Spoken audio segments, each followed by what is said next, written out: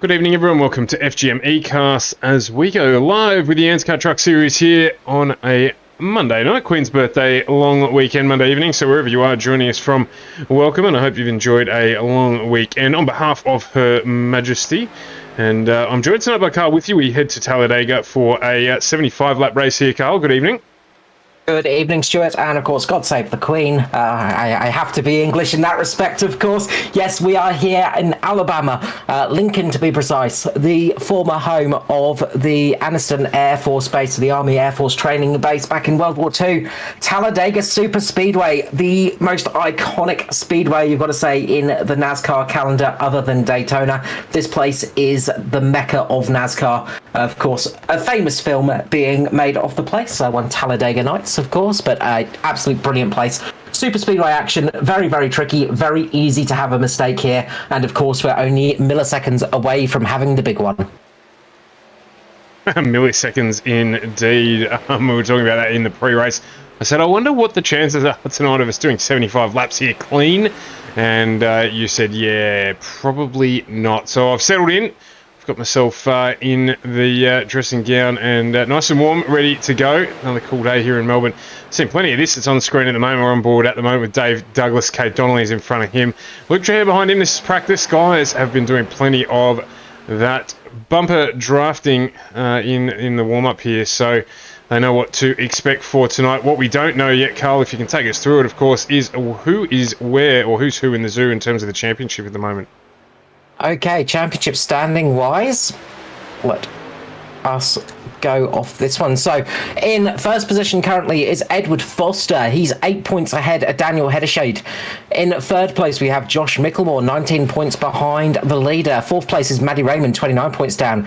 Fifth is Nathan Clark, 32 points off the leader. Sixth we have Jason Martin, 34 points down.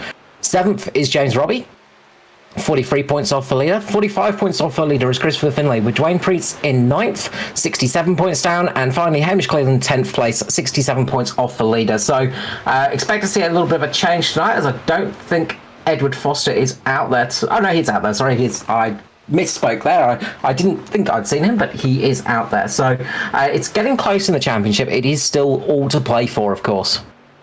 Yeah, in the last couple of weeks we've seen not some first-timers, but we've seen some first-timers this season, and some first-timers overall. Josh Micklemore taking out the win last week, his first for this season 2 2021, and a much-deserved victory as well. He's been driving extremely well, just hasn't managed to quite get to that top step, but he did so last week and drove extremely well, so in doing it. We also have had Brenton Hobson take out a win in the Xfinity Series. So there's plenty of variety here. Daniel Heddershade, who is currently sitting in third, he's had a really strong run as well since joining the series. And of course, you can't count out the four-leaf clover himself, Michael Skurlock, so who is back running this week after not running as much as he probably would have liked to last week. So let's see how this one pans out tonight. It's a full grid too. We've got I think 40 cars on the track at the moment, so it's going to be a big one here at Talladega Super Speedway. Yeah, that's it. A lot of cars out there tonight. Some returning faces, which is good.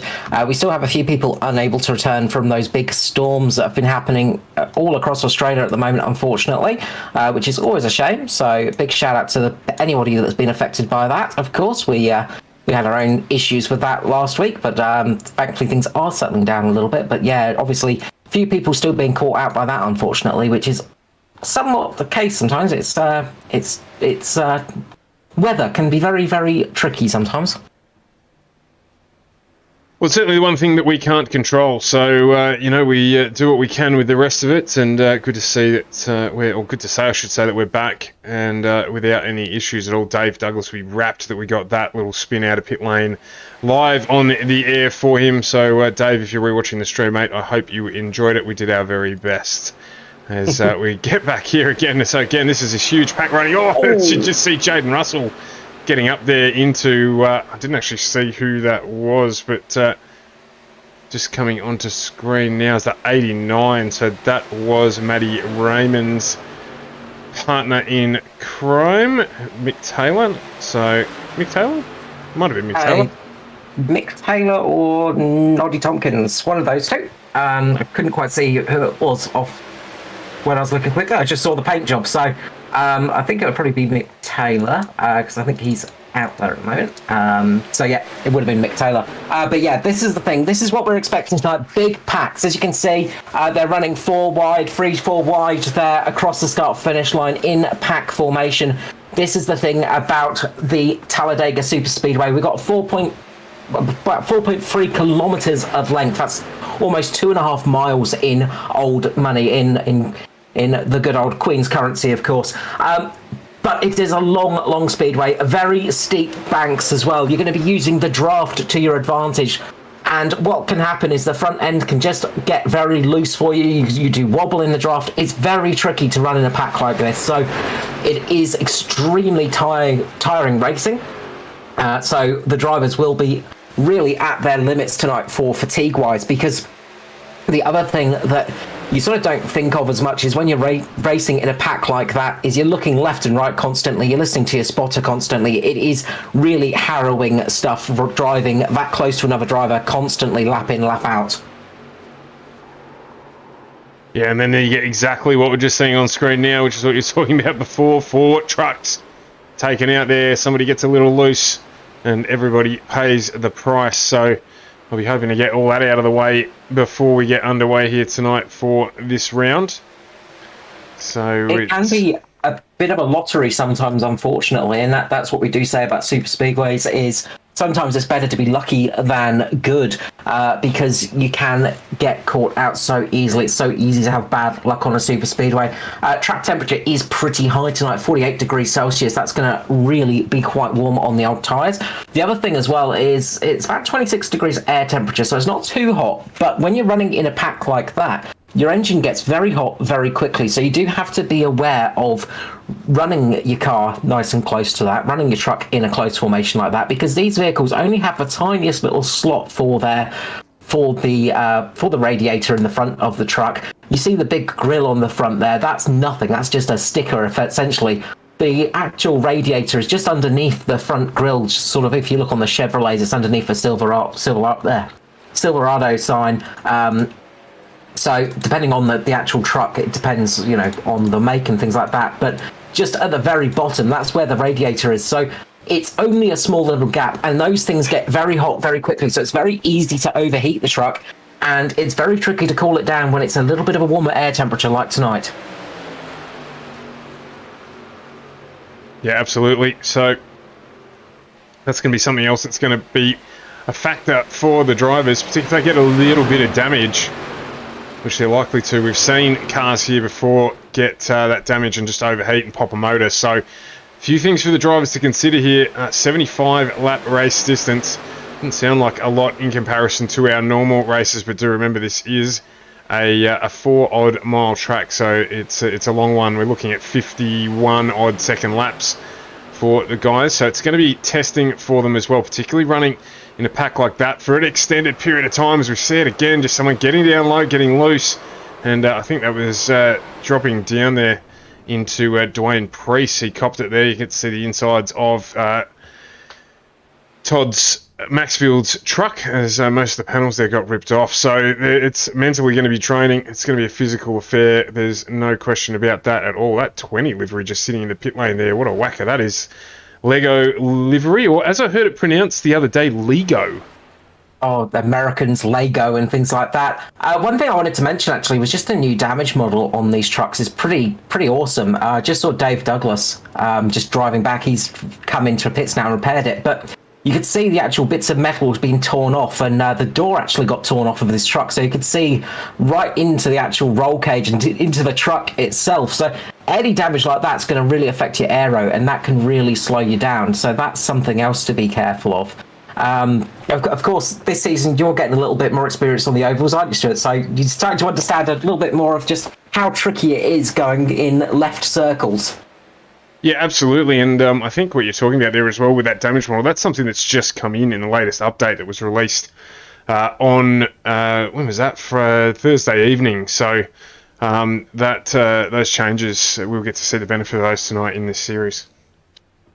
Yeah, the new damage model is fantastic. It really is something to behold. Another thing that got changed as well is the smoke physics as well. Of course, the joys about online racing and sim racing is there are always changes going through, of course, updates and things like that. But they recently did the update on the new smoke model as well, just so everybody has to use it. Beforehand, you could actually turn it off for basically, if you're running a potato as a computer, so you could turn the smokes off, which effectively gave you a little bit of a bit more breathing room. Now that's changed, so you can no longer do that. So expect to see a couple of drivers struggling if there is a big crash in front of them, because that smoke is so thick and acrid, it's very hard to see through. Yeah, we've seen that in weeks gone past. Interesting, I didn't know that they could be turned off, or it could be turned off, so glad iRacing have changed that so that can't happen. It's very, very difficult to see through, and so it needs to be a level playing field for everyone. You just see the checkered flag occur on our practice session, so that now is closed.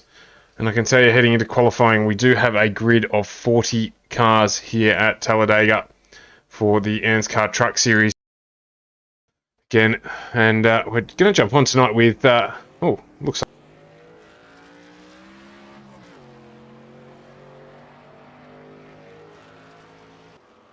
as it works out which one it wants to jump on. I was going to say, there we go, now we've fixed it. So we're going to jump aboard tonight with Aidan Schultz and let him take us around in the Crank Esports 52 entry for one of our usual laps with Carl, letting us know the ins and outs of the field. But Aidan has had a busy sim weekend with his commentating duties and his driving duties in the 24-hour Le Mans race that he ran in the LMP2s as well. So he's had a busy one, but he's back here tonight, Monday night ANZCAR Truck Series, and we'll jump on board with him and let him take us for a lap around Talladega. Yeah, big shout out to himself, Edward Foster, and Matty Hunter's team as well. They managed to get P5 in Le Mans, so good job for them. So we're coming up to the start-finish line at the moment. It's a long old track start-finish line. It's right at the back end of the straight here. We cross it now. Coming in to turn 1. Turn 1 and 2, 33 degrees of banking, so a very steep banking. Second lap is going to be the fast lap here, as is often the case on the super speedway. So you're going to see Aidan just coming up high against the wall here, just using that to get a little bit of an extra draft off the edge of the wall there, just to try and get every little bit of momentum you can. Onto the back straight now. The straight section's about 3 degrees of banking. It's not very steep here, but then you come into the final section of banking, 32.5 degrees. So again, very steep banking, and you can see it on the screen. You can see how much that truck is tilted at the moment with the gyro cam. We're going to come on to the front straight, the tri-oval section. About 16 degrees of banking here as we come into this little tri-oval section. So that little bit of an extra corner. It's technically a straight, but it is a turn as well. Coming across the tri-oval, he goes down nice and low, trying to get a little bit of extra speed off the corner, and that is a lap of Talladega. This should be his fast one, so you'll see Aidan drop to the bottom of the track now and take the shortest circuit he can around the actual circuit, so try and get a good run with this one. As we say that, a whole host of drivers go flooding through and set their lap. Andrew Dyson jumps into third. He's just dropped to sixth as I say that. They've got new livery on the simrigs.com entry. The bonnet of that one has Phoenix Smokers on board. So learn a little bit about this company tonight. They are, as they say, manufacturing meat smokers. So if you're into that sort of thing as I am, definitely jump on and have a look. So a new sponsor into esports. So good for them for jumping in and on board with Daiso. I don't know if that's a DPR thing. I guess we'll figure that out as the night goes on. And Dyson jumps into pit lane, having completed his 2 flying laps. Yeah, this is the big thing now, is the qualifying does count. Cade Donnelly has jumped up to the top, and we've seen Cade do very well on super speedways before, of course, winning at Daytona at the start of the year in the Truck Series. Where I came fourth, of course. I have to mention that for all of the people listening, otherwise they would be disappointed. But he has got some good speed out there. You will see as well the difference between qualifying and practice pace. This is the difference between having a toe and not having a toe. In practice, they were doing 52.3 second laps. So very, very fast, almost a 52 dead lap. In qualifying, they're 56. So you lose a good couple of seconds, 4 seconds when you're not in the tow, and that really does affect the cars. We're just hunting for people on track still. We've had a fair measure of the field go through and do their qualifying so far. So just jumped on with Luke Traher here. He finishes his second lap, jumps up into 17th. Get on board now with Ruben Phelps, who's out and about in the Hot Wheels entry. Yeah, he's about to complete his first lap, Ruben. So he's going to want to try and get a good qualifying tonight. We've seen Ruben struggle a little bit in qualifying session. So, of course, in the RP Motorsport team, he's one of the solo flyers tonight as well, which does make it a little bit trickier. It's going to be very helpful to have teammates tonight.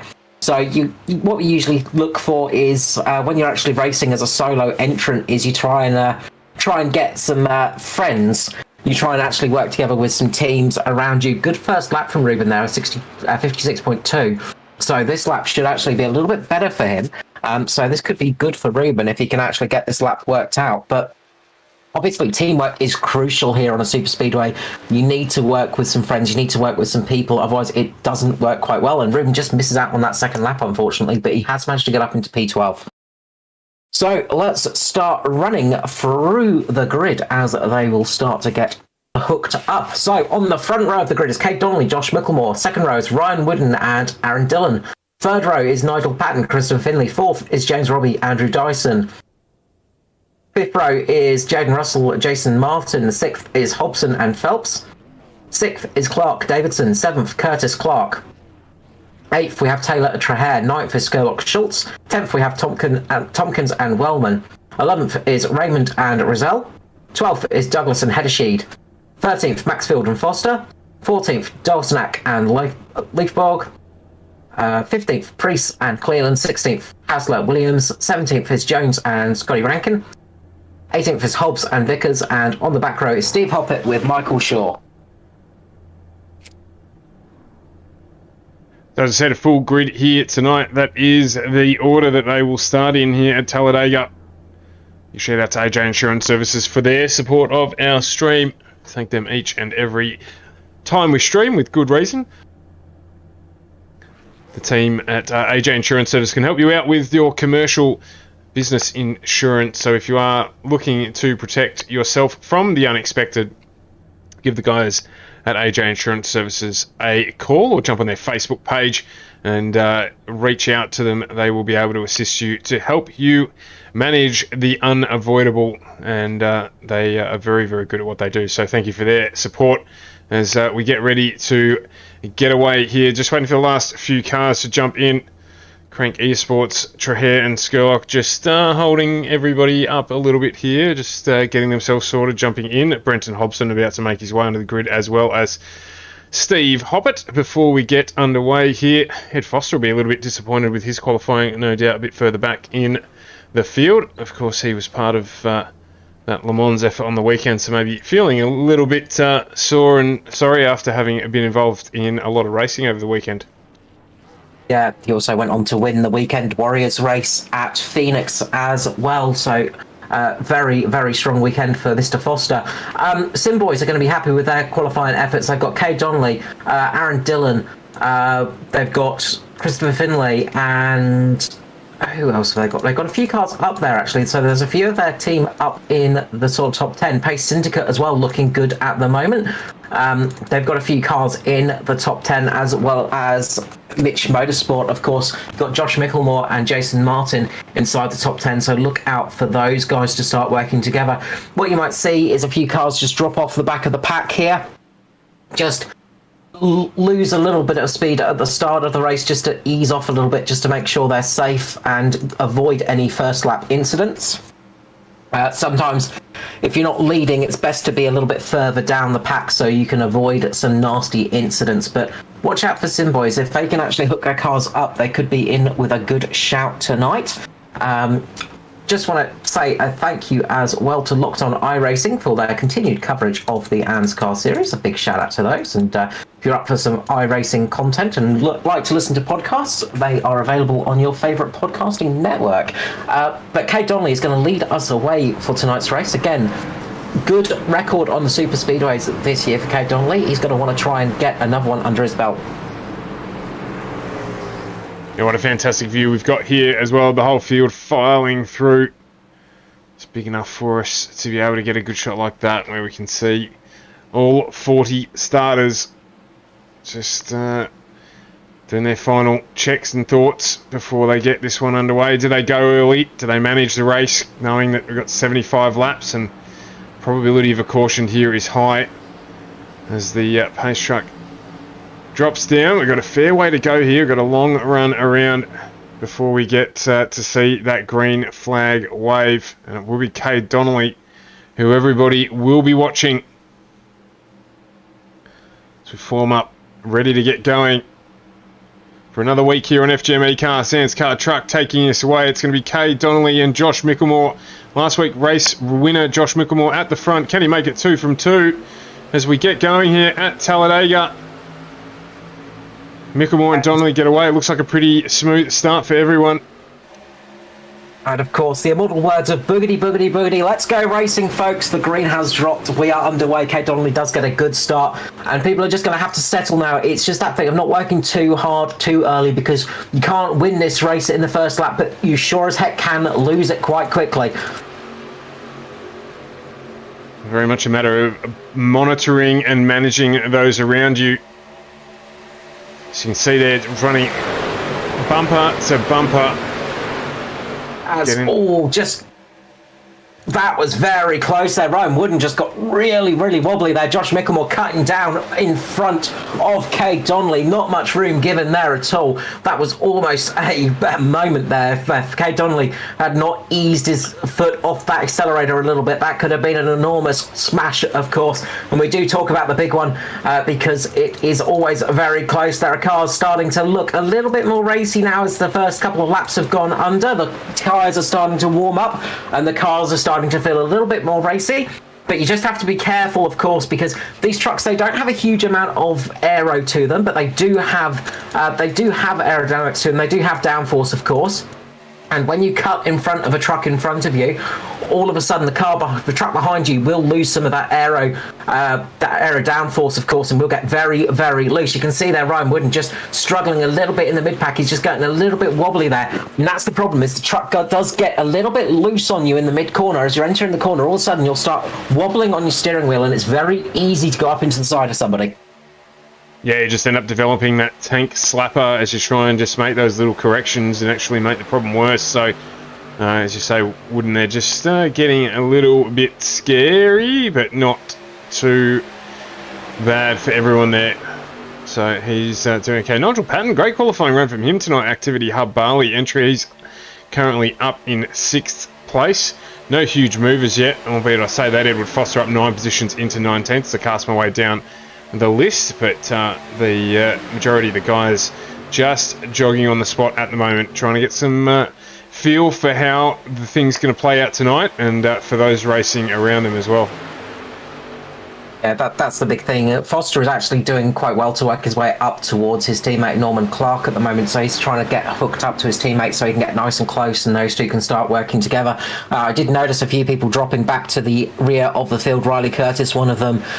We also saw Ruben Phelps. A couple of people just dropping to the back of the grid, just out of line, just to get a little bit of room for this race as it goes on, because you never know when that crash is going to occur, and sometimes it's nice to be towards the end of the field so you don't get somebody coming up behind you too quickly and smashing into your rear end. Of course, that doesn't help you too much if it's in front of you, because it is very hard to avoid a crash sometimes. You just have to basically hold on to the brakes, close your eyes, grit your teeth, and hope you make it through. Just pop back out onto the blimp view here. The pack really, really close together. There's a gap there. There's 4 or 5 stragglers at the back, but otherwise it is nose to tail here.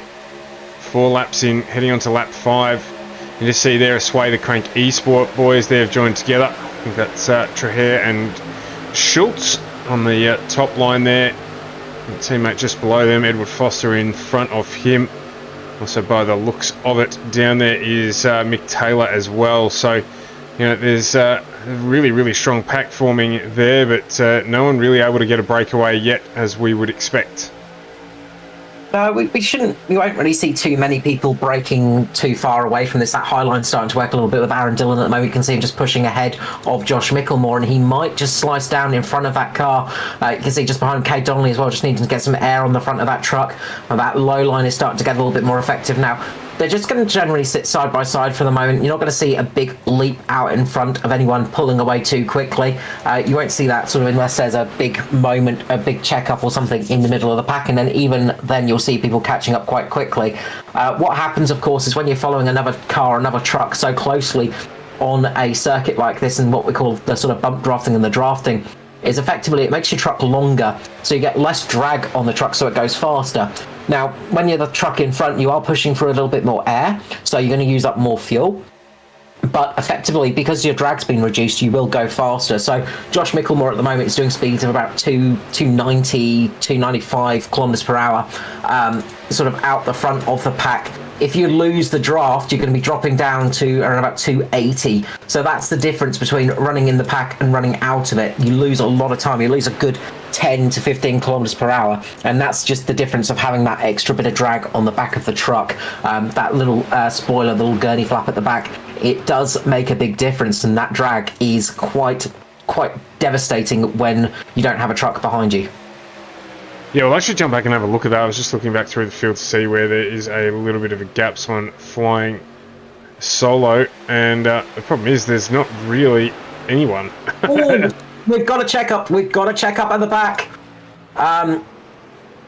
We've got a incident at the back. Sorry, I'm trying to work out who it was. Somebody's lost their engine. I think it's Brent Hobbs has lost his engine.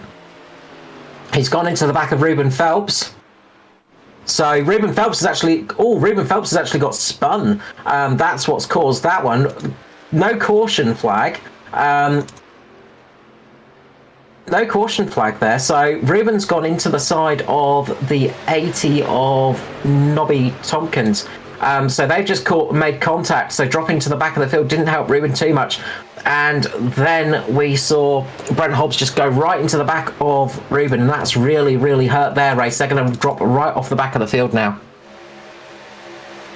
Yeah, it didn't even trigger an event on the race management software here that we are using, so I can't even go back and pick that one up for you, unfortunately. But thank you for finding it as always, Carl, letting us know what's going on there. I have to go a little bit old school radio mode for those moments, of course, and talk you through what's happened. Steve Hoppett's in the pit lane at the moment. He's had an issue, but Brent Hobbs is out of this race, unfortunately. I don't think we're going to see that truck out again tonight. But this is really going to affect... Ruben Phelps is going to struggle a lot tonight because he has got a lot of damage to the front of that truck now. And he has got really nobody to draft with, same as Nobby Tompkins, so those guys are going to struggle a little bit, so it's going to be very tricky for those now. You've got Michael Shaw and Riley Curtis sort of in their own little pack, but they've dropped right off the back of the leaders, so there is a bit of a gap now at the back of the field, and you can just see the speed difference. Those guys doing around about 280 kilometers per hour, the leaders are doing about 290, so it does lose you a lot of time, and it will be probably about 10 laps until we start seeing the leaders start to get a little bit into their shadow and then approaching the back of those trucks to start lapping them. Oh, as we've got a wreck, Stuart. Down in the mid-pack, a huge wreck. It's the eSport cars. Yeah, it looks like Dwayne Priest was involved in that one as well. I'm just going to go back and have a look at it here. So we've got the Crank boys have actually got in contact with each other by the looks of it. Looks like maybe Skurlock and Schultze have just made contact, and that's spun them two around, and then a big accident rolling Priest over, I think. Daniel Hederscheid getting rolled over on that one. Him going on his roof, turning turtle, but managing to get back on all four wheels. A lot of cars involved in that. The big one has happened, unfortunately. So you can see there the huge wreck there. A lot of cars involved in that mid-pack there. That is devastating for their race. Get you to go back and actually have a look at Daniel Hederscheid, because you can see the new damage model in full effect there. Not quite working as expected, but it's definitely does make a big difference on the front of the truck. A lot of panels missing on the front of that vehicle now. As you can see there, Schultz has lost a door, so has Skurlock. He's lost a bonnet too. And that probably the year entry, losing a number of panels as well. So very damaged indeed. That's going to potentially be night over for that one. They'll get a bit of extra air conditioning. Or if we get back and have a look at Chris Lefborg as well. Have a look at his on board if you can, because he had a bit of a wild ride with that one. So you can see there, Hedesheed just flying on top of him there. He just gets caught underneath the back end of Hedesheed, and you can see there those trucks sort of almost like Tetris there getting connected up. But the leaders are in pit lane at the moment. They are all coming in for their first service, getting a fresh set of tyres, getting some fuel on board to get towards the end of this race. Josh Micklemore has come out in first, Aaron Dillon second, Kay Donnelly in third position, Christopher Finlay as well. So Sim Boys are really doing a good job tonight. They've managed to hook themselves up at the front. Jason Martin managed to get up into fifth place as well, so that's going to help out his teammate. He needs to get up there to work with him. Troy Davidson as well, working his way up the field. So this is looking good for Sim Boys at the moment. Gary Wellman as well. So pretty much all of their cars are in the top 10 at the moment for that team. So it is looking good for them, you got to say. Not so much for some of the other cars out there, unfortunately. A few cars with some serious damage. Yeah, one of those involved, Aidan Schultz. Aidan joins us in the box now. Aidan, we're just having a look at the new damage model, mate. Peeled a fair number of panels off that Crank Esports 52 entry. Yeah, definitely need to talk to the sponsors because we're giving them a bit of money they need to spend lately, I tell you. Yeah, what actually happened there? So just a little bit loose. We couldn't quite catch the start of it there. We saw Skurlock and yourself were involved in it. And also Dwayne Priest got caught up in it as well. So there's a few involved there. Yeah, well, Scully is obviously my teammate, so he's in the chat with me. They were wanting to take it 3 wide, and yeah, I don't know. I was happy in there behind Luke, and we were sitting in the second line, and I probably wasn't so much aware that they were going to try and make it 3 wide through the middle, so probably a little bit bad on my behalf, but I don't know. If it was me 3 wide, I'd be creating a third lane, not trying to create one in the middle, but that's right. We joked about it before the broadcast that we'd see you in here, and a little bit earlier than I wanted to, but that's okay. Yeah, absolutely. Definitely way earlier than we would expect to see you normally, mate. So probably need to go and reintroduce yourself to Prue after the long weekend that you've had, and sit back and relax and watch the rest of the race. I'll probably jump out there again. You don't know what's going to happen, just to try and get some points. But I'll tell you what, I'm getting sick and tired of being in these positions. But I've probably got to have a look at myself and what's happening there. But especially 10 or 11 laps into super speedway, I don't think we need to be doing that. But that's okay. We live and we learn, and we go again next time. That's exactly right. It's the right attitude to have, Aidan. Sorry for the start of your night, and hopefully we'll see you back out there towards the end of the race. All right, guys. Thank you. Have a good call. Thanks, mate. Hopefully we'll get Aidan back in the booth sometime towards the end of the race rather than in the middle of it. And hopefully it will be at the very end of the race and he'll be in the top 3 at some stage, because he's been having a bit of a dire year, unfortunately, and a lot of it has just been wrong place, wrong time. Yeah, absolutely, that's the case, and it's very, very unfortunate for him. But we'll go through these patches when we're racing. We've heard Edward Foster talk about it as well. He's had a similar sort of luck on the oval at the start of the year. So you eventually get out of it. You get out of the patch, and things turn good for you. That's it. You never know how your luck's going to go. As I said at the start of the broadcast, it is a little bit like gambling on a super speedway. Sometimes it can go well, sometimes it can go very badly. One of the big names taken out of that is Daniel Hedesheed. Of course, the second place man in the championship. He is out of the race and disconnected, which is really unfortunate for him because he's having a fantastic season. But this is not going to help him out for his championship hopes. Man that is going to help out a little bit is going to be Josh Micklemore, of course. This is not too bad news for him, but there is still a long way to go. We've got 63 laps remaining. The pace truck is going to come in this time round. Micklemore's going to lead off. Dylan's going to be on the outside. And there is a whole host of those Sim Boys cars around him at the moment. Those guys are looking very, very racy tonight. And they have got a lot of bullets left in their revolver. So they've got many, many chances left tonight, and they can work together. If they can break it out with each other, they can actually get a good jump here. But don't discount Micklemore and Martin. Very, very crafty veterans and extremely fast as well. As Josh Micklemore is going to lead us away on lap 13 it will be as they cross the line of the Talladega round of the ANZCAR Trucks season number 2, round number 6 here on FGM eCast.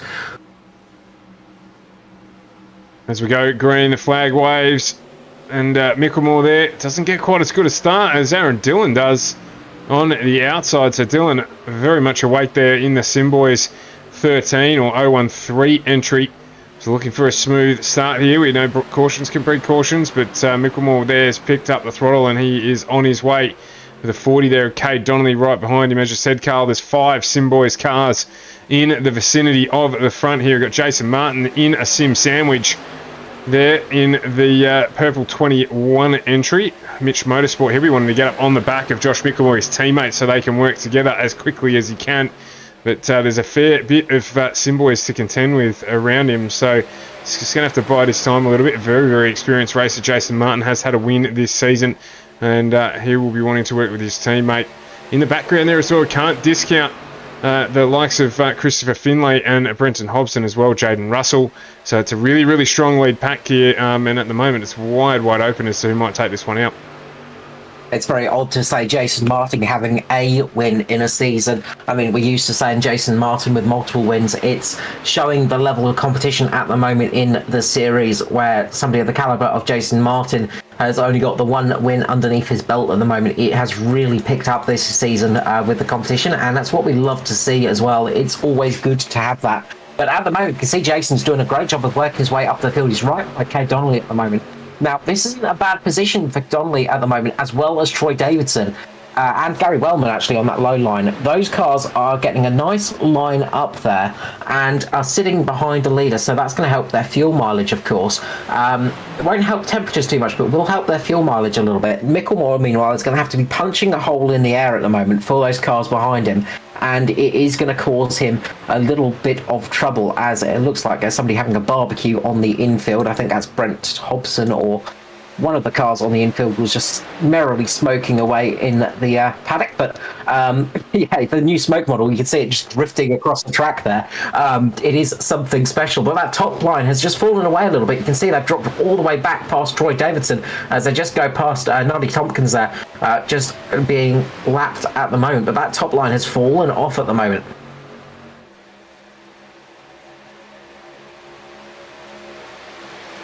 Yeah, indeed it has.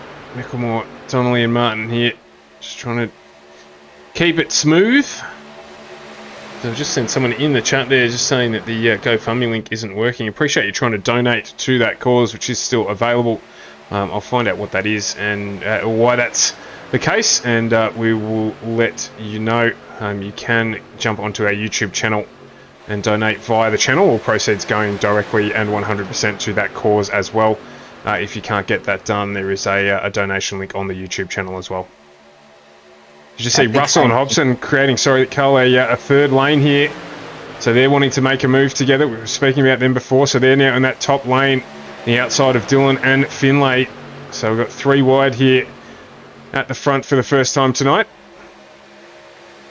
3 wide at the front, and those guys are trying to work it up there. Of course, teammates there of Hobbo and Russell, so 2 of the newer teammates in the series, but making an absolute splash, these guys. They have been having a fantastic season so far, the first season in the ANZCAR series, and these guys have taken wins throughout the different series as well. So yeah, amazing work from all of those guys at the moment. But that high line, they're trying to make it work at the moment. You can see one of the Luke Trujillo of the Crank Esports team just jumping up there, as well as I think Foster as well in an Atari car, and Ruben Phelps. So they're starting to look at 3 wide at the moment.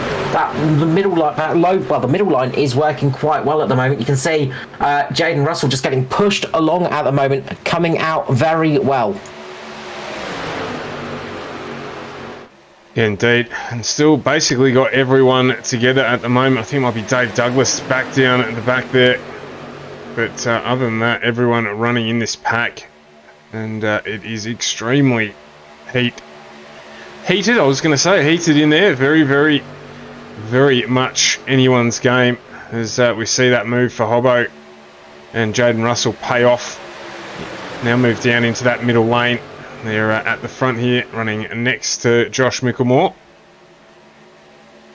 Because sometimes that high line can be a little bit easier on the tyres sometimes. Not by much, but just a little bit less. Just have to turn the wheel a little bit less, of course, so it's not quite as severe as some of the actual corners on the track. But sometimes that high line works a little bit better than the low line. So we'll see how that one pans out through the race, and hopefully we'll see some good racing, and hopefully won't see any cautions. That's the main thing.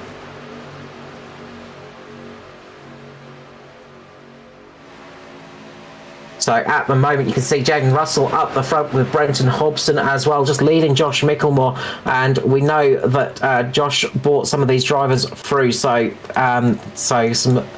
possibly some inter-team aid there. As I said at the start of the broadcast, expect a few people to work together with teammates and try and get this working with a few other teams, because if you don't have 4 or 5 cars in your team, then sometimes working with a fellow team can really help you out.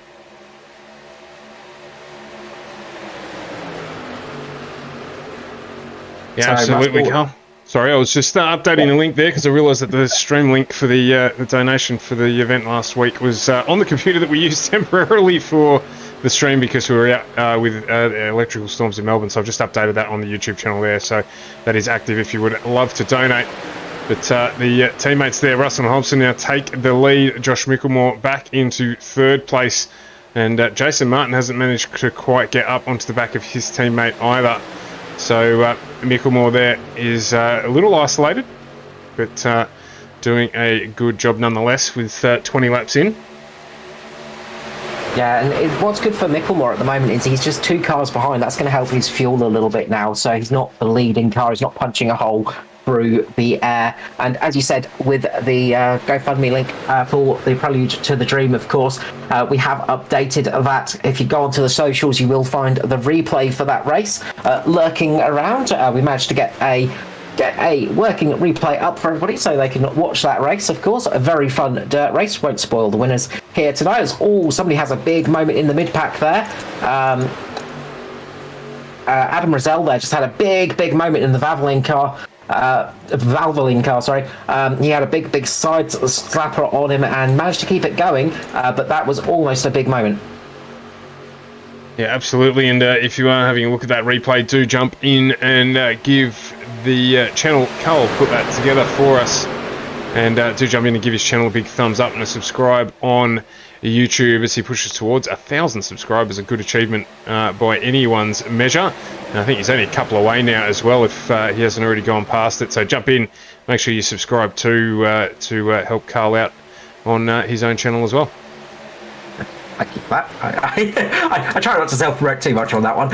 But yeah, thank you very much to everybody that has jumped on board there. It's a big help. But at the moment, Jaden Russell doing a good job. You've got Aaron Dillon right on the outside at the moment as well. So they're trying to push forwards. We've got that 3rd line working again with Trahair, Foster, and trying to see who that is in the background. It's one of the Pace Syndicate cars of James Robbie there as well. So not too many cars up on that high line at the moment. You can see Aaron Dillon just pushing up a little bit. That's going to give Ryan Wooden a chance to come down into the middle, and that's going to give him the chance to get up ahead of this race as Aaron Dillon goes up high. You can see there Norman Clark squeezing through as well. He's going to get up a position as well. That high line is just going to drop back right now because they sort of got a little bit of a check-up and they're just going to fall far back at the moment, but expect them to get some pace back in this race as it goes on. So keep an eye on that high line.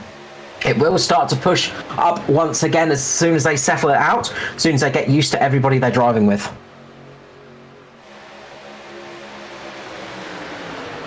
Yeah, absolutely they will. So see how this one plays out for them. We're seeing some good pack racing at the moment. Lap 23, we've still got a good 52 laps remaining in this race, but good pack racing at the moment. Everybody's keeping very close. You can see Ryan Wooden there is right on the back of Josh Micklemore. He's got to be a little bit careful of that because he's right underneath the rear spoiler at the moment, and you're going to get a lot of that hot air from the exhaust of Micklemore getting into the radiator of Wooden there, and that's going to start overheating that truck a little bit. So you just got to be a little bit careful of running that close in the 165. It can be very easy to get. Sorry, 195 isn't. Can be very easy to get up close there and just sit there for a bit too long, and then all of a sudden the truck will go pop on you.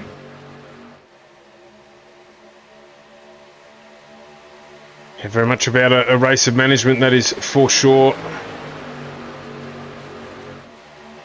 And it's a different kind of management as well. We're used to seeing tyre management, things like that, but when you're running in hot conditions and running on super speedways, it's all about keeping the truck as cool as possible. You can see up the top, Stephen Williams is having a good run at the moment with Trahair just behind him. So that top line is starting to run up quite well at the moment. So they are having a good run there.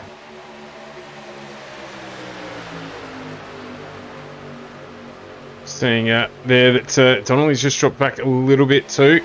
This 3 wide running, talking about how difficult this race would be to run just under normal circumstances, but we've had some really solid green flag racing here, and cars either side of you.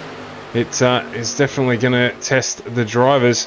Also, Carl, we're just talking about the new damage model. You can see there the 350, or you can't see, of Michael Skurlock there, just missing the door on that car as well. That's been ripped off in the incident earlier on for him. So that new damage model, that'll be affecting him a little bit as well. Will be. Also the back right quarter panel as well, that is ripped off completely, so he's going to be losing a little bit of aero. I mean, there's obviously it's not fully working, I'd say, at the moment, because there seems to be just a few specks of car just sitting in the ether at the moment, but it is a very cool looking system. You sort of see the damage on there, and just missing that door is going to affect him quite a lot. We'll keep him nice and cool in the truck, of course, but it's not going to help the aerodynamics. No, it'll be creating that extra drag. So he's currently running behind Stephen Williams, who's also got a little bit of damage to the back of the 98. And Steve doing another good job here tonight, already up 26 positions. Just pretty much fundamental of the reigning Series 1 truck champion, of course. But, consistency is key here. As we talk about consistency, Edward Foster up as well. He's up 18 spots into the top 10. And he'll be looking to use that to his advantage tonight. Of course, challenger Micklemore running near him as well, so he'll be wanting to push ahead with this one when he can. The important thing for Edward Foster is he's got Norman Clark right in front of him at the moment. He's got his teammate working with him, so that's good news for the Natari Autosport team with that wonderful Bumblebee design on him, of course, representing the fantastic broadcasting of FGM Ecast, but they are doing a good job up there, running close together, which is what you want with teammates. You can see up on that high line, you've got Skurlock and Trahair running behind Stevie Dub in the DPR car. I saw Stephen Williams in the Blackjack Daniels DPR car, but he's got the two teammates of Skurlock and Trahair just behind him, so those guys are going to be running nice and close to each other again. Teammates trying to work it into it so they can get all of their cars in a row, so they can start working together as this race goes on. Of course, the longer this goes, the closer we get to the end, the better it is to have the teammates up there. Yeah, absolutely. Everyone here doing a really good job with the drive. Just noticing, obviously, Aaron Dillon's dropped back a ways. He's got shuffled down the pack quite a bit. He joined that high line a little bit earlier on, and it didn't work out for him. He got shuffled right back down the pack. At the moment, Foster has actually jumped out of his position. He's jumped up to try and get on that high line, and that might shuffle him down the pack as well. You can see that high line is just dropping off a little bit as soon as anyone joins the front of the pack. Stephen Williams is doing a great job of pushing at the moment, but he doesn't seem to be quite as comfortable in following. So that's the other big thing about pack racing. Sometimes you're more comfortable when you're actually leading than you are being the car that follows. Sometimes that can even be because of damage. Stephen Williams has got a little bit of damage on that truck as well, so mainly on the rear quarter panel, as somebody's just had a big moment in the infield there of Dave Douglas. Mr. Double D, Dave Douglas there, has had a bit of a issue, it seems, so he's managed to get it back going. So some kind of issue for Double D, Dave Douglas. Yes, I was just watching there and seeing Foster's now jumped up into that high line again. Traher has moved down into that middle lane, so everyone's just trying a few things out here. Lap 30, 31 this time. Ruben Phelps jumps up to the high line now, getting in the prime position, and that's probably not going to be wanted by those guys running that high line at the moment. You can see James Robbie just behind him at the moment, but Ruben's got a bit of damage on the front of that truck, so that's going to cause a little bit of struggle for them, because it's just going to cause that little bit of extra drag for them pushing through it. So not what you want is a front damaged truck, but they are doing a good job of that high line at the moment. They are running 3 wide as we are on lap 30 at the moment. 3 wide, this sort of without too many laps passed is brave, as we heard Aiden Schultz talking about earlier before. You sort of generally 2 lines is preferable at this stage of the race, because you don't want to be pushing too hard. But Page Syndicate have also got 2 of their cars up in the, well, I'd say the top 10, but it's ever changing top 20 at the moment, because they are running so close together. Yeah, absolutely they are, and you can see there the 41 of James Robbie right on the rear bumper of Ruben Phelps. So this is helping that low line as well as they continue to push ahead. They're always getting a bit squirrely in there as well. So this is tiring. These guys will be working real hard at the moment just to keep your focus on your own lane. Make sure you don't end up drifting or breaking loose. As you just see there, the 41 of James Robbie get up into the fence. So that's going to hurt that train in the top line. They're going to drop way back. You can see Phelps there just losing a lot of momentum and dropping K's down as well. So that's really hurt that line. It helps these guys who are running in that middle lane. Yeah, Ryan Wooden as well, just getting a bit of a wobble on again. He's just keeps getting a little bit of a wobble on in the mid corner sometimes. Just struggling a little bit in that truck, it seems. He's still running up in a good position though, but occasionally he'll just get a little bit of a wobble on, and then that will make people just ease off a little bit, just think twice. So we've seen that a couple of times. That high line has disappeared. Aaron Dillon, meanwhile, has worked his way back up into 8th position. We saw him drop down into about 20th position a couple of laps ago. He's now back up into the 8th position, and this is what we talk about with this pack racing, is all of a sudden your luck can change and you can come a lot higher, but all it takes is one small mistake and then you go basically you're out of the race. Yeah, it's all about patience and managing the race, isn't it? I mean, we're not even halfway through the race yet. We're getting towards it, but just managing the race, managing your time, and just making sure that you're in a position to take advantage when that sort of last 15 or so laps comes about, so you can, gee whiz, there's a 195 there if Wooden gets real loose.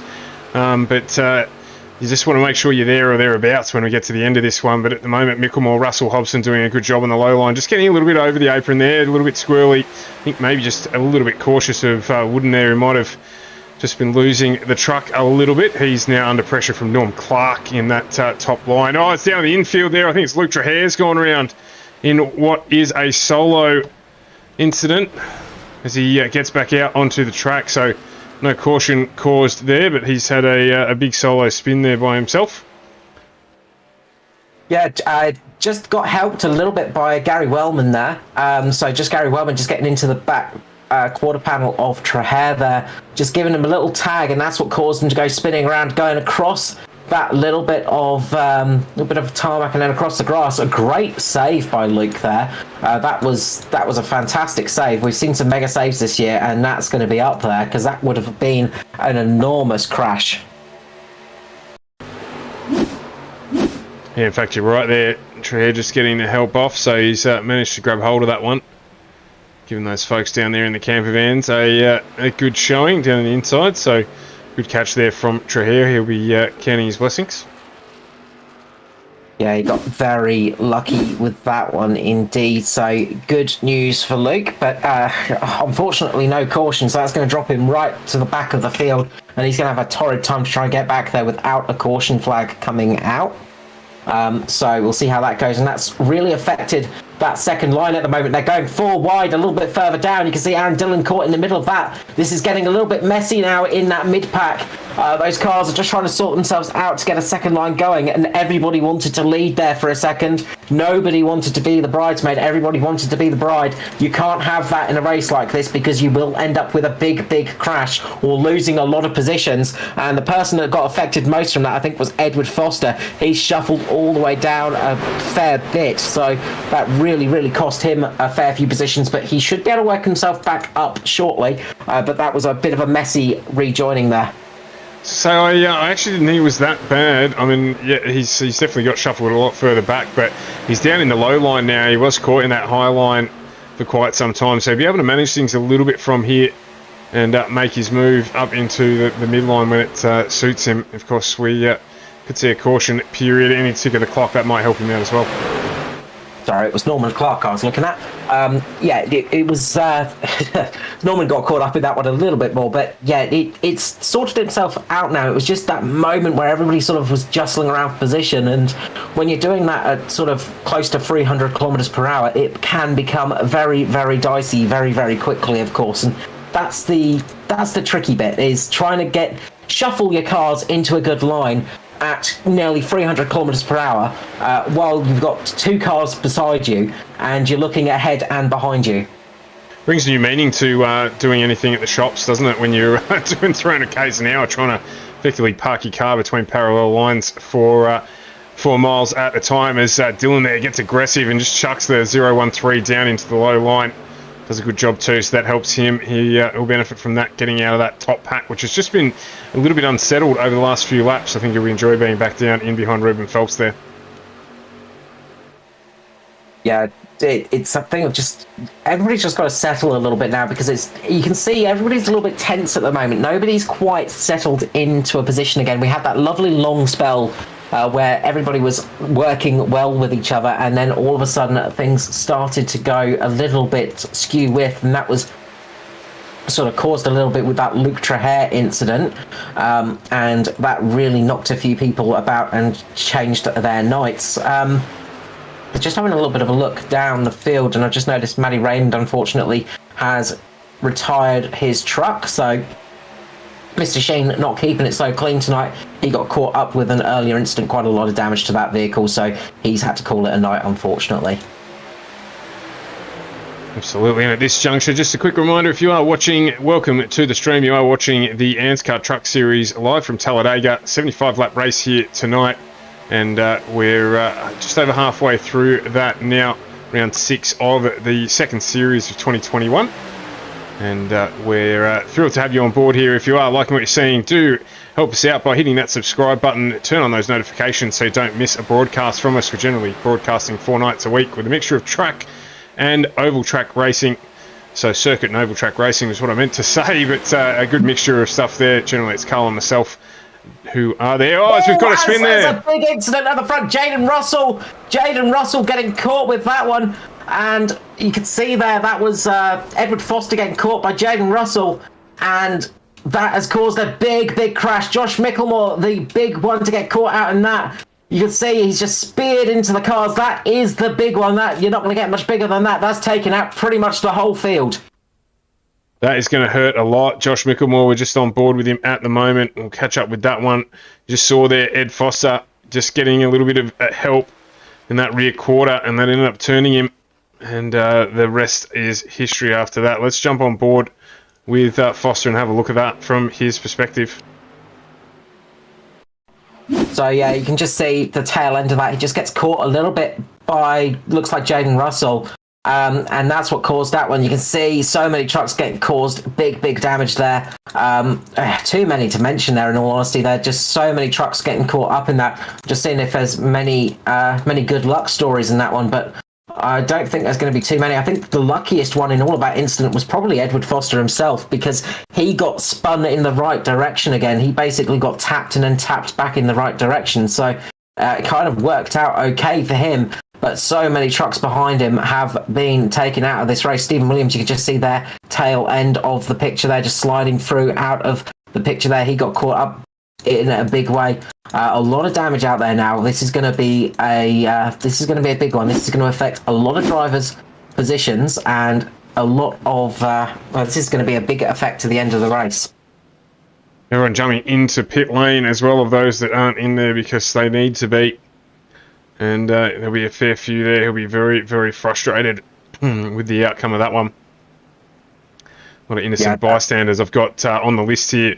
Skurlock, Vickers, Williams, Finlay, Donnelly, Preece, just to name a few of those who were involved in that incident. So big championship implications as well. Yeah, that's it. A lot of the leaders and higher up in the championship. I was talking earlier about how good it was looking for Josh Micklemore for the championship. Now that has all gone away. And the big winner out of all of that in championship standings is Foster. He's right up there at the pointy end of the field. He's going to be starting up in front now. But, of course, he has got a little bit of damage on that truck. His teammate is a bit further down in Norman Clark, so he doesn't have too much to help him around him. Gotta say, it's looking good for Russell and Hobson as well. They've got two cars up there as well. Andrew Dyson's worked his way up there. Jason Martin managed to keep out of trouble, and a lot of the Sim Boys cars as well are still looking good at the moment. So there's a few cars that got caught out badly in that. Kate Donnelly, of course, pole sitter, he got very damaged in that. Christopher Finlay as well. So this is the thing about Sim Boys having a fair few bullets in the gun at the moment. They've got that sort of extra bullet chambered, so they can sort of have an accident like that and keep their cars going. But some of the big names in that are taken out quite quickly. Tell you what, we were just talking about people who got lucky. Andrew Dyson was one of them. I just saw on the notes there that he went off track. And the reason he went off track was because he was avoiding the whole incident down in the infield. That's helped him. Got straight into pit lane. And he's going to come out in fourth position. So a good one there for Dyso. Yeah, very. Look, again, as I was saying, sometimes it's good to have that luck with you, and he had that luck with him there. A man that didn't have quite as much luck earlier on in the race was Steve Hoppett, just jumping down into the chat, letting us know he gained 5 positions earlier on and then got caught up in that early incident, unfortunately, that early caution, and that brought an end to his race. Really unfortunate for Steve, one of the long-term competitors in the series, and it's always a shame when we see somebody like that out early. We like to see them having a good run, so I hope you see you back soon, Steve. Keep well, mate. And commiserations for tonight. Hopefully, we'll see you back in the truck soon.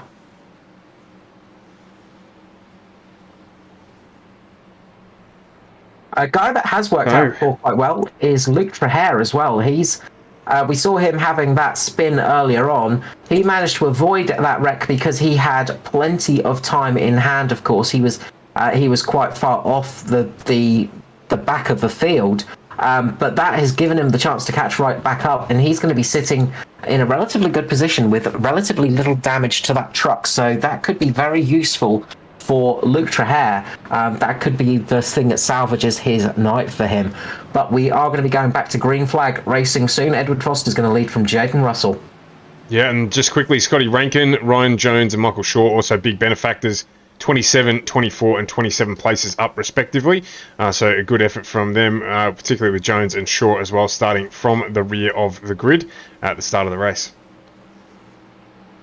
Yeah, of course, former commentator for the ANZCAR series, Ryan Jones, doing a good job out there tonight. Always good to see Ryan doing well, and best wishes to his mum as well. Hopefully she is doing well. And nice to see Scotty Rankin, of course, voice of the Oz Pro-Am series occasionally, and one of our fellow commentators for FGM. Nice to see him having a good run out there. Let's hope he can continue the good run as it keeps going. Yeah, I reckon he'll be wrapped up in the position he is in at the moment.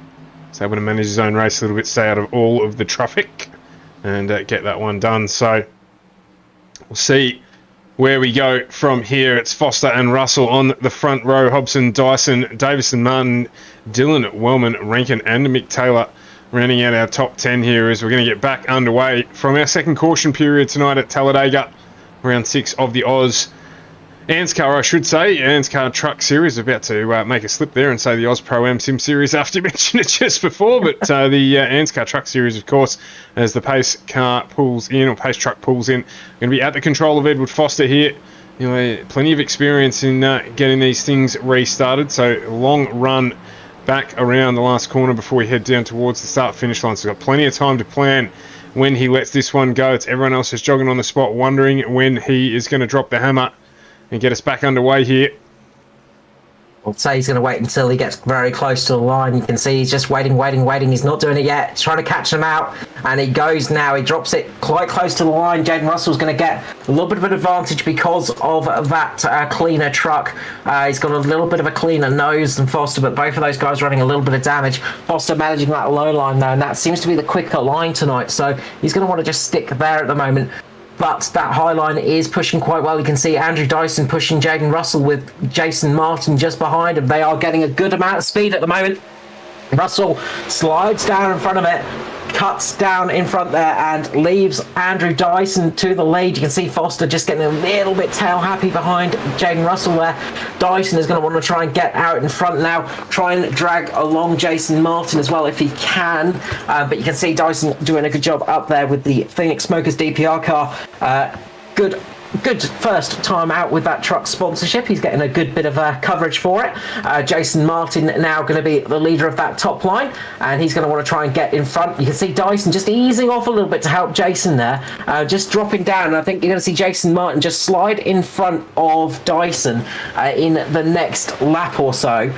We'll see how this one pans out, but it looks like Dyson and Martin might be just trying to help each other a little bit there. Just not pushing as hard as they can do, just try and get themselves linked into a fairly good position. But of course, those guys not working with each other fully, but they're just going to want to try and try to help each other out from that little bit of push there. So they're just working sort of with each other in this respect, but not fully, sort of a collaboration, you'd sort of call it. Scotty Rankin got a good restart there as well. He's jumped now up into 5th place. Running next to Foster. He's got Luke Trahere right behind him, who equally got a good restart. So a number of the guys who said this has helped Mitch Motorsport, Jason Martin there in the 21. I reckon he's got that done now. He's getting real close to getting it done. I saw Ruben Phelps there, I think, in the background, just running quite high in the line. Stick with this one, though, just to make sure. In fact, it was the 195. And there's a car there. It's Christopher Finlay, let's call it a truck. There's half a truck there on the outside line. He's getting the much benefit of the drag from Trahere in front of him as they jump in behind to create that third line. The 195 of Ryan Wooden, it's working well for him. It's Scotty Rankin there just getting a little close for comfort down, running in that mid lane. So it's just madness here at the front again. We've got 3 wide. Everyone just getting a little bit loose, just holding on to it. You can see Wellman there just getting a little bit squirrely as well behind Jason Martin. So we're 3 wide still. I think we've been 3 wide now for at least a lap. Trahere benefiting from here. He's got a bit of pace now with the Crank Esports 43 entry as well. So we've got now 6 cars just at the front here. 3 wide, nose to tail. It's fantastic racing from these guys at the front. This is why ANZCAR is the premier oval track series in Australia. Look at this racing that we're getting here. Now got 3 by 3, like playing a game of Tetris. Where can you fit your truck in here to get a piece of the action? You've got to be in the right lane. So looking to go 4 wide here, the 45 of Gary Wellman. Just seeing if there's any room underneath Jason Martin, if you don't mind. I don't think the track's that wide. Well, you can make it that wide if you are incredibly careful, but that is something you want to save until the last lap. You don't want to be doing it too early because it is a real dangerous game. It's like playing solo Russian roulette, really. You are probably going to win, but you don't want to be that person that gets the victory with that one. You can see Wellman just sliding down in front of Dyson right there, and Ryan Wooden now up in that second line. Jason Martin now leading the bottom charge at the moment.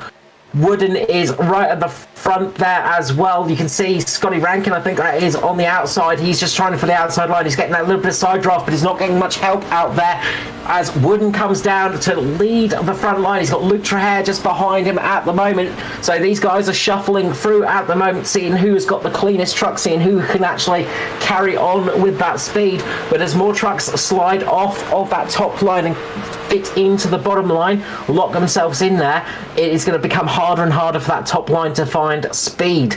So they've really got to start working together now, just getting that high line working in a good formation to get speed out of it, because otherwise they could start losing out. You can see they're getting a bit of pace now as they go past Cade Donnelly there on the high line. This is where, of course, free wide racing is tricky, as if you start getting into some traffic like that, because there's not much room for the traffic to go anywhere. But luckily they were too wide for that moment. Luke Trahere leading the top line, Ryan Wooden at the bottom.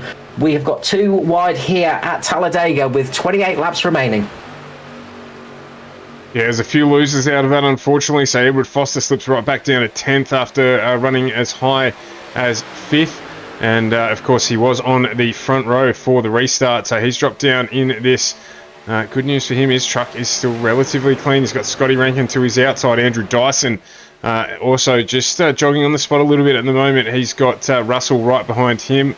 And Trahere, the biggest winner out of the restart, moving right up into the front row here. So he's doing a ripping job. He got a little bit of assistance in spinning out earlier on in the race, and that dropped him right to the back of the pack, but he was in a good position when the last caution came out, and he got a heck of a restart. So he's now up battling for the lead with Ryan Wooden.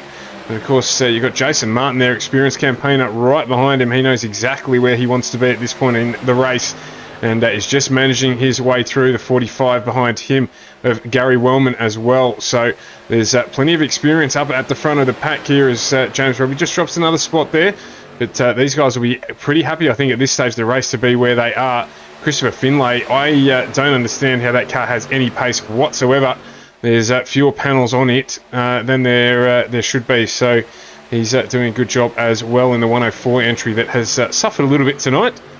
But is still in this pack, right behind Ruben Phelps, and I believe that's Norm Clark in front of him. Edward Foster in front of him, in fact. Yeah, that truck's about 50 kilograms lighter than it was at the start of the race. So I think that might be helping it a little bit. Weight reduction system in full effect there. That Highline's getting a good little bit of pace now. You can see Luke Trahere just running out with the 41 behind him of James Robbie. So James Robbie getting a good run.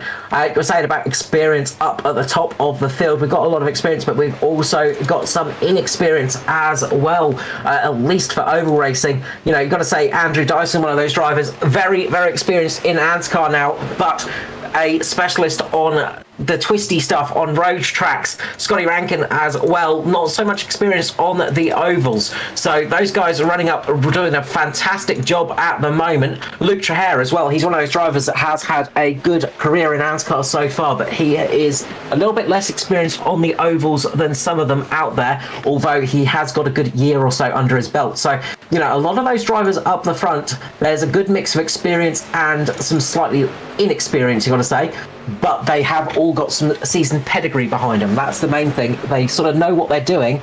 It's just they haven't done it too often. Ed Foster there just trying to go into the third lane, create that high line. No one really wanted to go with him though, so he's just slotted straight back in there behind Gary Wellman, and he's just had to jog on the spot. In fact, my apologies, his slot just back in behind Scott Rankin. And they need to do something. If they're going to do something, they will need to start making a move soon. Still got 25 to go, so still a little bit of time. But, you know, the guys at the front here aren't getting any slower. So that third lane might be their only option at this point in time. I was about to say, I mean, we've got a lot of race still to go with, say, 25 laps still remaining of this one, so there is still a long way to go in this race. It's not over by a long shot. So again, it's keeping patient in this situation and not putting yourself in a position where you're going to lose too many spots now. You don't want to be right at the end of this field in case there is a spinner, but you don't want to be sort of right in the sort of, you know, not necessarily at the front of the field, because sometimes that can be a disadvantage as well. So it's sort of keeping in those spots is a good position to be in. You're just keeping yourself settled there, just getting used to running there. You can see Ryan Wooden just having a bit of a run now. He's getting into the high line now, dropping up, jumping up above Luke Trahere, getting in front of James Robbie right now, so he's going to try and get the lead of this race back. But sometimes leading it at this point is not always the best thing, so it's just getting that sort of settled momentum at the moment, just getting settled behind another car, working out who you can work with to the end of the race, because we still got a long way to go in this one. As we say, we're on lap 52 of 75, still a long way to go in this race. Still a lot of heartbreak to come as Ryan Wooden and Luke Treherne get so close to making contact there. Yeah, I was just trying to jump on board so we could get a snap of that. I was watching, waiting for it to happen, but Treherne, he gets a move on now. He's out in the lead. You can see Jason Martin in the 21 right behind him. That cost Wooden a little bit there. And just in the background, I believe that was Wellman and James Robbie getting close to greeting doors as well. So starting to get a little loose. Did stop on lap 39. So these tyres are starting to get a little bit worn as we're side by side here again between Wooden and Treherne. I've got Wooden as staying out there for a fair amount of time. He's done a fair few more laps than the rest of the field, apparently, on my screen. Yeah, you've called him, mate. He's 4 laps earlier, did Ryan Wooden. So it shouldn't be affecting him too much because tyre wear Talladega is not a super bad tyre wear place, but as those tyres do drop off a little bit, the car does get a little bit loose, and you can see Wooden just struggling a little bit there. He's doing a great job up there at this higher position, but he is struggling a little bit. You just see occasionally just getting that little bit loose and just having to correct the car a little bit, but he is still up there, still up in the lead of the race at the moment with Luke Treherne. He's doing a fantastic job up there, but it's definitely not too easy for him. So doing a good job, but definitely not having the easiest drive. Yeah, he's just having to keep catching it, and unfortunately at some stage you just know that you might just not catch it. So he's got to manage things here. First to finish first, you have to finish. So yeah, as the great Mario Andretti said, with that one, it is an important one to do, and it's something you do have to remember in racing is, you know, it's all very good to be leading and to be fast, but you do have to finish a race to get the points, as Luke Treherne just has a little bit of a moment on the exit of the corner. That's going to give that high line a really good shout, and you can see there Ryan Wooden taking the opportunity to get back on that low line. He's probably going to be a little bit more comfortable down there. Car's going to be a little less wobbly on that low line, especially with him in the lead, but this is giving James Robbie the opportunity on the outside there in the Pace Syndicate car to get a good run up. He has got Nathan Clark right behind him, his teammate. So again, Pace Syndicate having a very good run as Nathan Clark gets a little bit squirrely there, but doing a great job up there at the moment. Pace Syndicate with James Robbie and Nathan Clark. Good to see them having a good run out there tonight. Look for them to probably just try and get in front of Ryan Wooden for this one, with the wonderful Fork and Q beef jerky sponsored livery on that truck, but look for them to try and get out in front. But there are still a lot of cars behind them, still a lot of trucks waiting to make their move, not pushing too hard too early, just waiting to pounce at the moment. Yeah, those pace guys running within a millimetre of one another, and I reckon they're going to move down now and just close the door there, and they do that on the 195 of Ryan Wooden. So teammates now in the lead. Wooden got a good drive though there as well, so he's right back up on the back of Nathan Clark. Might have been a little bit of a touch there as he pulls down onto the infield just to avoid it. Pulls back up in front of Scotty Rankin as well.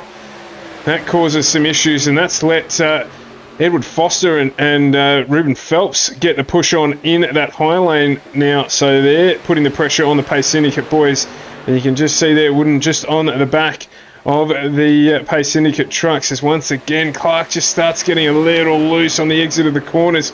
Not really enjoying this close running here. You can see him there again, just struggling to keep that truck smooth. Phelps. I'd say a lot of that's down to the front aero damage on him. He's got a lot of damage on the front right of that truck. Not as much as Christopher Finlay, but he's got a lot of damage on the front right of that truck, and I think that's causing him to have a little bit of issue running this close to the pack. He's just struggling a little bit to keep the aero of that car in a nice condition. So, as he gets loose again, he manages to snap back there.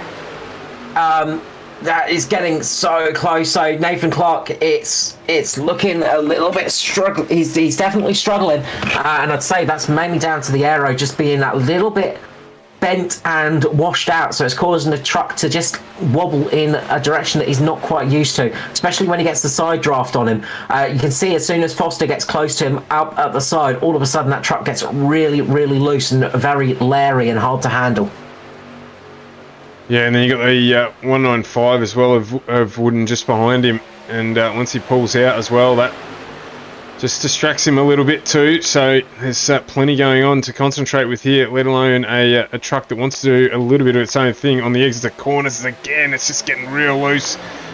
Can't get much closer to James Robbie in front of him, but Ryan Wooden is just going to get right up behind him here as well and put the pressure on. So 18 to go here. It's going to be a battle for the 6 of Nathan Clark to finish this one out where he is. Wooden's just trying to make the move here. He's not sure whether or not to go into that middle lane. If he does, Scotty Rankin will probably want to go with him.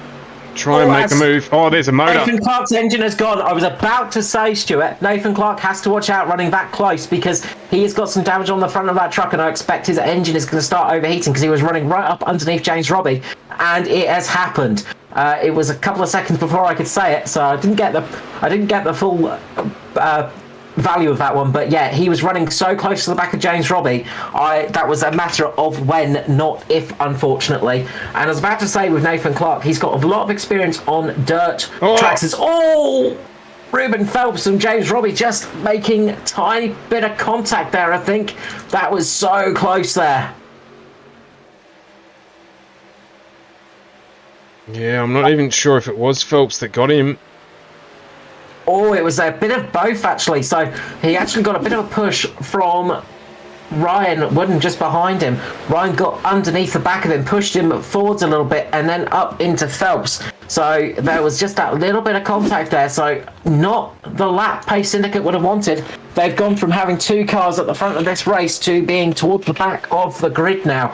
That is a disastrous lap for them. That high line now is now being led by Christopher Finlay's chassis, his roll cage, because there is no longer a truck there. I think there is about 2 panels left on that vehicle, and they're mainly the roof and the back end of that truck. But he's doing a great job of keeping speed in that thing, despite missing the whole left-hand side of it.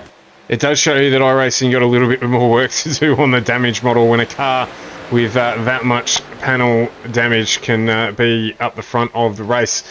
Dave Douglas, though, has just samurai'd himself up into the front of this one. He's just got nice and quietly about his business and has appeared out of nowhere in 5th position. So he is going to be pacey towards the end of this one. Still 15 to go. Edward Foster leads it from Ruben Phelps. Ryan Wooden as well is just behind him. So there's a good old double D, 199 in the Rowdy Energy.com entry. It could be on for a podium here as well. So there is plenty of action still coming. Don't write off Brenton Hobson either or Jaden Russell in this one. Of course, Luke Trahair down in 11th was running up the front. Scotty Rankin as well. So they just lost out a little bit in that pack, dropping it down the field. But they could get back up there. Dave Douglas couldn't get much closer to the back of Finlay if he tried. And they will be wanting to get on with it as well. So they probably prefer not to have the damaged car leading the pack.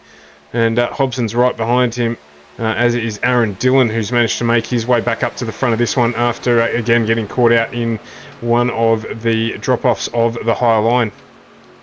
One of the good things for Dave is, of course, there's not many panels left on the car in front of him, so he's going to get lots of air onto his radiator at least. So that's some good news for Dave Douglas. But don't discount Dave. He's got a lot of experience on these super speedways. A couple of super speedways wins in the Cup Series as well. So a lot of experience, and he's gotten the W next to his name a few times on this kind of track. Christopher Finlay as well. He's had an impressive race with that damage as well. Just a really good job of getting that truck, keeping it going and keeping it up at the top end as well. Fantastic job as they come up to Stephen Williams there on the high line, just getting another lap down. Stephen Williams running down in 23rd position, 2 laps down now, unfortunately, from an earlier incident. But Christopher Finlay getting a big push from Dave Douglas at the moment. You can see the remnants of that Simboy's truck is working its way up the field nicely once again, but can't quite get out in front. Ruben Phelps just sitting on the tail of Foster at the moment, pushing those two along. Those two are working together quite well. They seem to be able to work together as a team quite well. And just behind them as well, you've got Ryan Wooden as well. Don't discount him. We've seen he's got a lot of pace in that vehicle. Not the most stable of trucks, but he's been able to keep it there all night long. Yeah, most definitely. So 13 to go. And I don't know really where to look at the moment. You've basically got everyone in the top 15, I reckon, who've got a chance of getting a run, getting to the front of the field. Still time. Just from this side, Christopher Finlay's truck looks basically brand new. Didn't tell the true story of his night, though. So we have another look at the innards of that Tundra. Now, you'd park that truck next to a wall on the driver's side, wouldn't you? And say, yeah, you can buy it. It's a steal. It's a bargain. You know, we'll only charge you, a couple $100 for it. And used on Sundays. Yeah, that's it. One careful driver, then you go and look at the side that you don't see when you're buying it, and have a bit of a shocker for it. But he's doing a good job up there. He's just keeping Dave Douglas behind him. You can see Hobson as well, just back there, as well as Andrew Dyson and Jaden Russell, Aaron Dillon as well. Those guys all working together. As was that Ryan Wooden? Ryan Wooden jumping into pit lane. Maybe a bit nervous he's not going to make it. Yeah, I would say they should be okay. Oh, wait, no, Ryan Wooden had to stop. He stopped earlier than everybody else, remember? So he is probably shy on fuel by a good couple of laps, unfortunately. And he's made a bit of a pig's ear on that pit stop, unfortunately. So disaster for Ryan there. I think everybody else is going to be fine to the end, but that extra 4 or 5 laps that Ryan Wooden had out on the track has cost him dearly. So looking at Phelps there as well, obviously running so close for such a long period of time. He doesn't have the damage on the front of that truck, but also probably has to be a little bit careful. Yeah, you can see though with Ruben, he's weaving that truck left to right behind Foster at the moment. The air temperature is steadily creeping up. Actually, it's a little bit higher than it was before, so it's gone up about 1 or 2 degrees. But you can see with Ruben, he's just keeping that truck left to right, so he's getting some fresh air on the radiator at the moment. And that's something that Nathan Clark wasn't doing. He was sat right underneath the back of his teammate and was not really getting much air onto the radiator, and that's what caused that engine to go poppity pop. So that's the difference. And as I said, that's something to do with the experience as well. Nathan Clark, amazing dirt driver, has taken out a victory in the dirt on one of the dirt ovals as well. We know he's quick on dirt. We know as well James Robbie as well. Those two are dirt specialists, but maybe not the experience on the super speedways. And I think that might have been the thing that caught him out, unfortunately. Yeah, absolutely. Disappointing. It was a really good run from him. So I've got 9 to go this time around. Edward Foster leads from Christopher Finlay still in that very, very damaged truck. Ruben Phelps in 3rd, Jaden Russell 4th. We've got Douglas and Hobson 5th and 6th. Dillon and Dyson 7th and 8th, with Trahere and Riley Curtis rounding out our top 10 with 9 to go at Talladega. Big question is with Ryan Wooden coming in, do they all have enough fuel to get there? It might be a little bit dicey for Foster because he's been in the lead of this race for quite a long time. The same for Christopher Finlay as well. Those two trucks have been punching a hole in the air. They will have been using a little bit more fuel. They might be getting a little bit shy. They might be running on vapours towards the end, and you might have a bit of a cough and a splutter for one of those trucks. So don't discount this. Race is not over for sure, and it could be right down to the wire. We could be talking about vapours getting the win of this race right now. But Foster's looking pretty comfortable at the moment out in front. I think if he was having any concerns about fuel, I think he would have dropped behind probably Ruben Phelps and just dropped back a little bit in the field just to conserve that. So I think he should be okay. but he is. You can never be 100% sure, of course, because we don't have that data here in the broadcast booth, up in the commentary booth. So we do get caught out sometimes by surprise. Yeah, absolutely.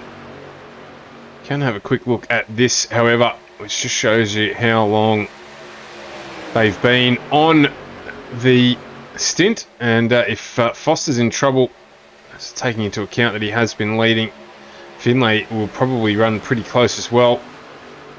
So the only other one, of course, Douglas pitting on lap 28. So, but he did. I would actually say Dave is probably looking the best out of all of them because he's got that extra little lap of fuel, couple of milliliters more fuel than some of the rest around him possibly. So if there are a couple of people that cough and splutter in front here, so if Foster does get a little bit of a cough coming towards that line, and we know the start finish line is very, very far away on this track, of course, it's right to the it's right at the exit of pit lane, so it's a long way to go here. If he does get a bit of a splutter, this could be perfect for Dave Douglas if he gets a bit of a slingshot. I think I can see Luke Trahair coming into pit lane, so yeah, people are starting to have trouble with fuel. So Luke Trahair coming in right now, so fuel might be the determining factor for tonight. This is going to get very, very interesting now. If those guys are starting to run out of fuel, who has saved, who has got this working out for them, who is going to pay off the best for? This is going to be really, really tense stuff right now. It even gets down to the milliliter. Of course, Foster starting right towards the back of the field, so he had a lot further distance to travel down pit lane on the outlap than, say, Jaden Russell, Brenton Hobson or Andrew Dyson, who were basically in the same position they were in at the front of the field on the outlap. So it could even get down to being that close. Yeah, I think Christopher Finley's just dropping back. I think he might need to come into pit lane. So, yeah, I think this is going to get really, really close. You can see them passing Ryan Wooden as he's come out of the draft. Now he's just dropped right back and he's dropped down a lap. So we've got 5 laps remaining now. We are really getting towards the end of this race, and we don't know what's going to happen now. This is still anybody's race. We don't know who's going to win this one, of course. We don't know what's going to happen because it is so close. The top 11 are covered by 1 second, so there is nothing between those guys. It's just who saved the fuel, who can go that extra lap. They're going to be tight on fuel. It could be good news for Riley Curtis and Dave Douglas at the moment. Those two have got an extra lap of fuel on board, but it just depends how far they can go. Yeah, absolutely. That's definitely the case. Of course, Douglas as well needs Aaron Dillon to go with him to get the pace to get back up to the front here. He's just languishing a little bit now that he's lost Christopher Finlay in front of him. Well, if Dave can keep out there to the end, then he has got this one, because the people will lose a lot of time in pit lane. So himself and Riley Curtis could be in with a good shout at the moment if everybody else around him has to pit. So I think we're going to see a lot of cars coming in. I think we're going to see Foster coming in, actually. He's looking like he's just getting a little bit antsy on that low line. Same with Ruben Phelps. They look like they're just shaping up to come into pit lane. So it looks like we're going to have a big spat of people coming into pit lane. We've got 3 laps remaining. That's quite a long way around as well, because remember, this track is 4.3 kilometers in length. That's a long way to go. So you need the fuel. So Phelps and Foster coming in right now. This is going to give the lead to Jaden Russell and Brenton Hobson. Dave Douglas on the outside. How many more laps can these guys go? If they can make it to the end, they could be in with a great shout here.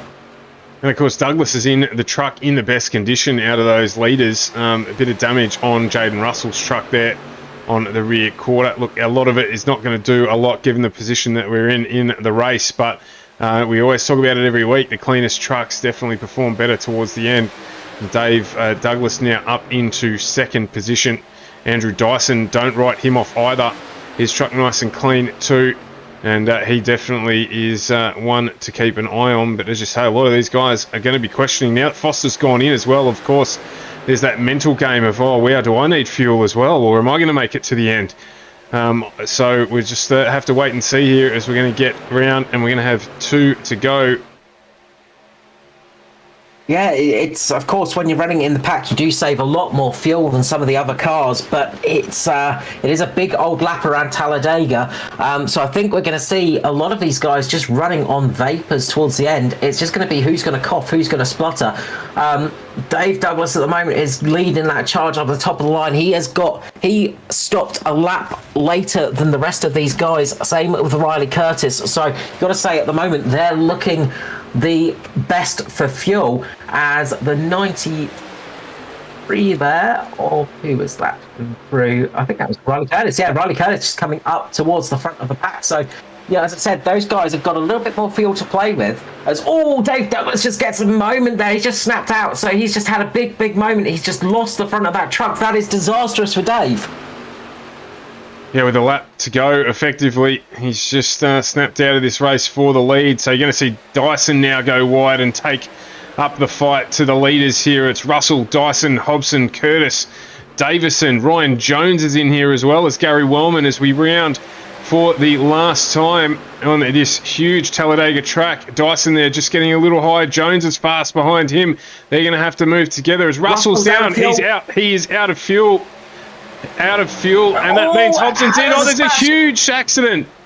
There's a huge accident in the background. I think this is going to be it. Is it? Is it going to be Ryan Jones? It's a bit. Ryan Jones has got the lead at the moment. Will he have the fuel to get around there? Riley Curtis is going to get a good slipstream here. Riley Curtis, don't count him out. If he can get a good draft here and Ryan Jones is out, you see himself and Wellman just making contact. Andrew Dyson on the bottom line. He's getting a good run, but he's getting caught. This is going to give it to Jones or Wellman. It's going to be Wellman or Jones. Wellman's going to get the run. Wellman gets the run over Jones. Gary Wellman takes the win here at Talladega. Riley Curtis second. Nigel Patton third. Ryan Jones running out of fuel at the line there. That was absolutely mental. Wow, Andrew Dyson will not be happy, I don't imagine. He's ended up in pit lane for the end of the race. I think he's also out of fuel.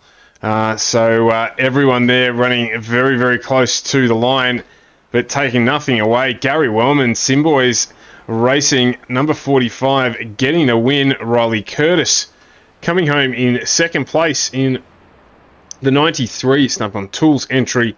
And Nigel Patton, Activity Hub Bali, good result for him, finishing in third. Strong qualifying for him and a good long run race for him has ended up with him in third place. Congratulations, Nigel Patton, on your result. Ryan Jones in fourth position, the biggest gainer of the night. 31 positions gained for Ryan. He almost got that win. It was milliliters, it was vapors that cost him that race. Norman Clark finishing in fifth position, a strong finish for Norman at the end there. Sixth place for Mick Taylor, a strong finish for Mick Taylor there, with Jason Martin seventh. Eighth was Troy Davidson, one of the other Simboys cars, managing to get up there with Aaron Dillon, his teammate, just behind him in ninth. And 10th was Luke Traher at the end of that race. Luke managing to get back there in the end. That was a absolute That finish was, well, you can't get much narrower than that. Yeah, and talking about narrow, Gary Wellman is out of fuel as well, so he is literally just rolling around the circuit at the moment. There'll be no burnouts tonight, as there's not even enough fuel to get the Silverado home, potentially. Nigel Patton, I think he may be out as well. So we've got cars scattered all over the track, having run out of fuel on what was ostensibly a all-green affair here at Talladega, 2 caution periods only, and it was Edward Foster leading for a majority of the race. He knew he wasn't going to get home on fuel, jumped in to pit lane, and we had a good half a dozen drivers roll the dice and see whether or not they would make it home, and at the end of the day, it was Gary Wellman just getting across the line at the end there. Tell you what, Stuart, just jump onto his the driver cockpit view and watch the revs on there for Gary Wellman as he crosses the line, because he makes it about, it would be less than a metre across the line before that thing splutters. So his truck just ran out of fuel as it crossed the line, literally getting across the line, he ran out of fuel. So he spluttered at the right time. That was you can't get more, can't get closer than that for Gary Wellman. That was perfectly done. Riley Curtis as well. So Nigel Patton as well. Look how many positions he gained. He just managed to keep it up there. But really, really good job. And as I said, Gary Wellman just very nearly. That was so close on fuel for him. That was absolutely fantastic. Absolute grandstand finish here. But we're going to grab the drivers down. Just before we go, we're just on board at the moment with Nigel Patton, because not only did he manage to bring it home in third just before we get involved, but he also managed to avoid the incident that happened on the last lap. It happened right in front of him, and he managed to pull through that and obviously get across the line into third place. Yeah, as I said, I think it's going to take us hours to actually go through the footage and work out exactly what happened there, because there was so much going on at the line. Watch Gary Wellman here as he gets across the line. You just see the engine just blip a little bit. There it is. And it just makes it before that engine just goes, nope, I'm out of go juice. So we will jump to that man, Nigel Patton, first of all. Third place finish at Talladega for the trucks. Congratulations on a great qualifying and a great race, Nigel Patton. Well, thanks, Stewie. It's good to have you in the booth, mate. We saw you had some good pace out there tonight with qualifying, getting up there in 5th position for the start of the race. Avoiding that last lap. Well, that crazy last lap got you up into third at the end. Yeah, I was pretty lucky there. Just snuck through it, and then I think a couple of boys ran out of fuel, and I just made it, so it was good. Yeah, how much fuel did you have left in your boot for that one? I ran out just as I went over the line. We said it was going to be close. We started realising how close it was going to be a little bit further towards the end of that race, but yeah, you snuck it across there, and really good finish, because you were running a bit further down, weren't you, on the start of that last lap, I think. You yourself and just running behind Jason Martin, I think, down in 9th or 10th place. Then all of a sudden you're up there in third. Yeah, I thought, well, this is my lap. This is go time, so we'll give it a go, and yeah, it worked out. Finally, just. Well, look, only one lap really matters in racing, and that's the last lap, and you certainly made it matter tonight. You must be absolutely chuffed with that one.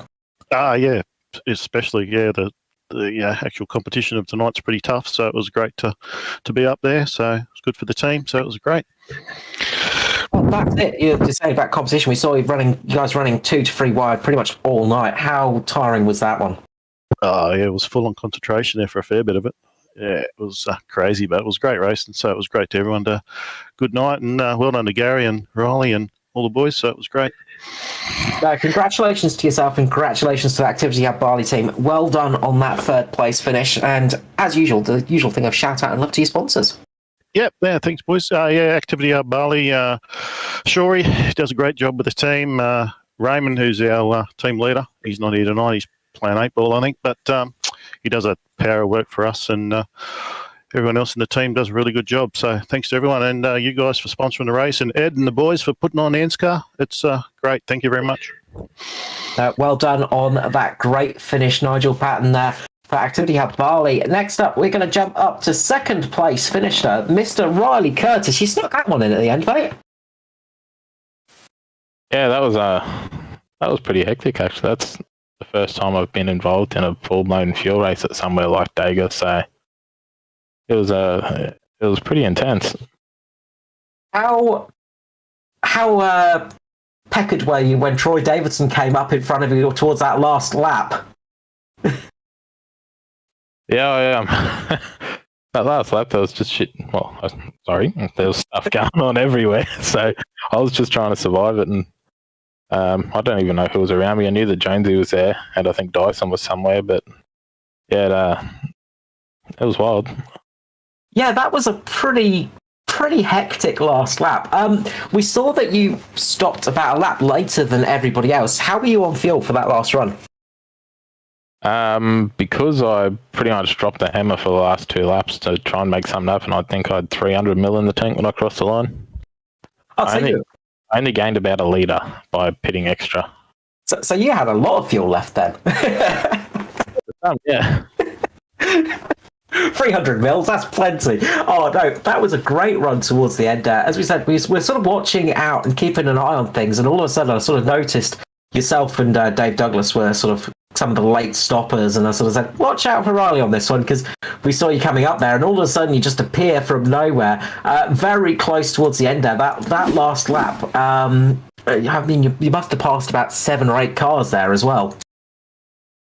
Yeah, I looked with 2 to go, and I seen how much fuel I'd left, and I thought, well, it's now or never. So I went for that charge and paid off with second.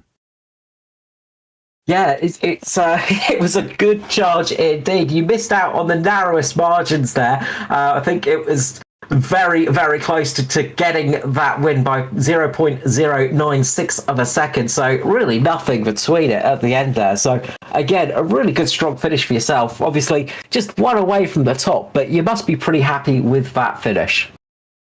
Yeah, considering lap 1, there was a big checkup, so I jumped to the apron. I think I was dead last, 40th in that first stint, and then I just played the fuel game in the middle stint as well, and I was sort of hoping we'd go green to the end because I think I would have been a lot better, like in a lot more comfortable position compared to other people if it had gone green, and it wouldn't have been as many people at the front, but it gave us a good race anyway. No, thank you so much for giving us an entertaining last lap there, Riley Curtis. Before I let you go, of course, the usual shout out and love to sponsors. Who have I got on the car? I've got Riley Curtis Design, Toyo Tyres, I've got Ash Media, K&N Filters, and then we've given the main bonnet space just to the old It Ain't Weak to Speak, supporting mental health. Always good to see. Thank you so much, Riley. It's always a pleasure to have you up here in the booth, and it's good to see you here again. Hopefully we'll get you back relatively soon, but congratulations on that P2. Cheers, boys. Thanks for another fantastic broadcast. You're doing a great job. Always welcome. And finally, we'll head to the man that was coughing and spluttering once he got past the line, the race winner for Simboys, Mr. Gary Wellman. Congratulations on that win. Yeah, cheers, mate. Yeah, I think that's the first ever league race win there. So, yeah, definitely pretty stoked to get the monkey off the back on that one. I was about to say that. I'm pretty sure this is the first ANZCAR win for yourself. We've seen you up towards the top a fair amount of the time, and you've been having a good season. But we've also seen Simboys doing a good job at the super speedways, of course, in the truck series as well. We saw your teammate Kay Donnelly getting the win at the start of the truck season, and you've come here at Talladega and done it for the team as well.